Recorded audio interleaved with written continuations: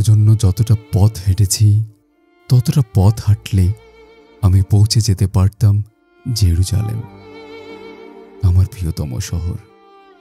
তোমার জন্য যতটা রাত কেঁদেছি ততটা কান্নায় আমি ছুঁয়ে দিতে পারতাম মেঘ, বর্ষায় ভিজিয়ে দিতে পারতাম তৃষ্ণার্ত সাহারা।